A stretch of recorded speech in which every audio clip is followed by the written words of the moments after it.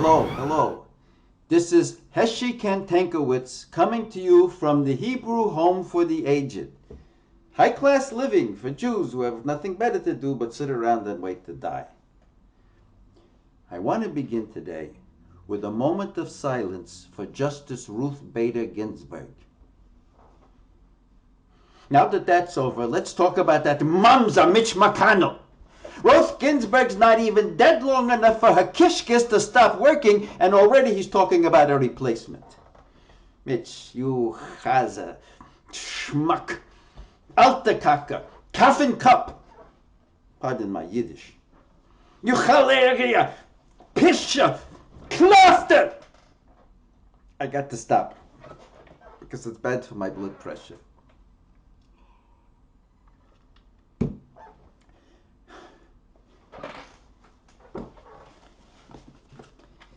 You see this? Homework. I've been up all night reading. Torah, the 5 Megillas, the 12 prophets. Don't waste your money. But the rest of them, they're very clear. Jewish law forbids picking a new Supreme Court justice until after the election. You have to wait, Mitch. Tough tuchis. My point number 1.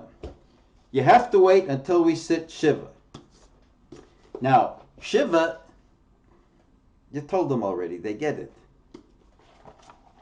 It says here, Shiva is a 7-day period where you first fres.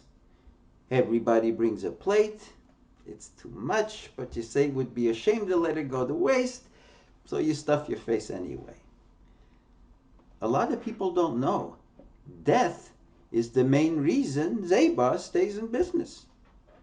Second, rend your garments. Because the best way to honor the dead is ruining a good pair of pants. Yeah, I know, Mitch. We're done with Shiva for Ruth. But you still can't do anything because there's Shloshim, a whole month of mourning. And here's what I discovered about that. Back in ancient times, when the Romans invaded Israel and never saw 2 pieces of wood they didn't want to nail a Jew to, there was a funeral for the great Jewish freedom fighter, Irv Glickman. Of course, that wasn't his real name. It was his name de guerre. Glickman died during a goat sacrifice at the Holy Temple when the Romans set it on fire and he couldn't find the emergency exit to get out. 29 days later, his disciples gathered for a meal that today is known as the second to last supper, on account of Jesus having to one-up Glickman later on. What a show off.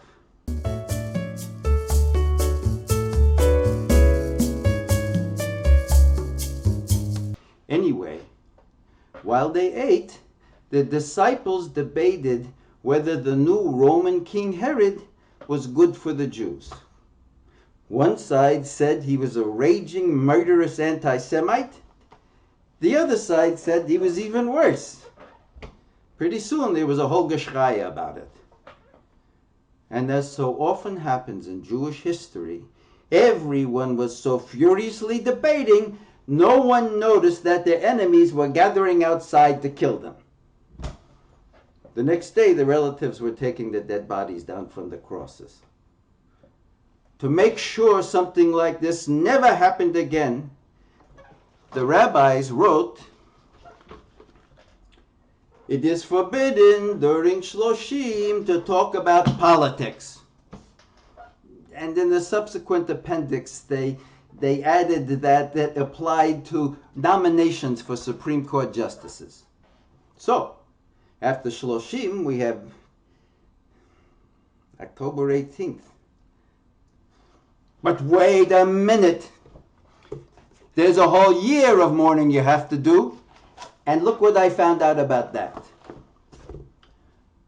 Back in Spanish Inquisition times, They were murdering rabbis for being heretics. And wouldn't you know, some shyster lawyers found a way to make a quick buck out of it. They went to the homes of the widows and tried to convince them to file a class action lawsuit against the Catholic Church. Obviously, deep pockets. Of course, you would never fall for this, Mitch, because you don't believe in the rule of law! Fortunately, you'd be right in this case. When the widows showed up at court, they took them away and burned them at the stake. The only justice to come out of this whole situation was that they burned the shysters too. To make sure a tragedy like this never occurred again, the rabbis ruled it was forbidden during mourning to talk about legal issues for a whole year.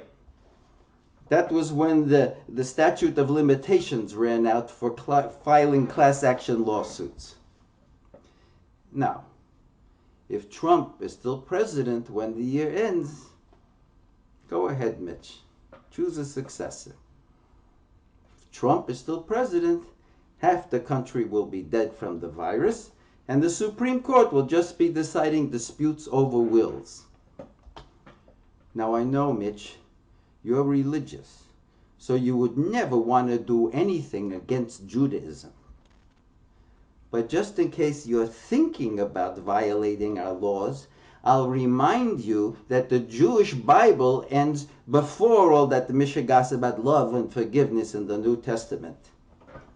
Ours is a God of vengeance.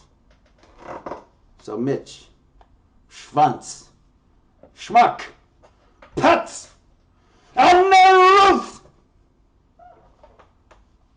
This is Heshi Ken Tankowitz signing off from the Hebrew Home for the Aged, where the doctors and nurses will do everything they can to keep you alive, unless they need the bed.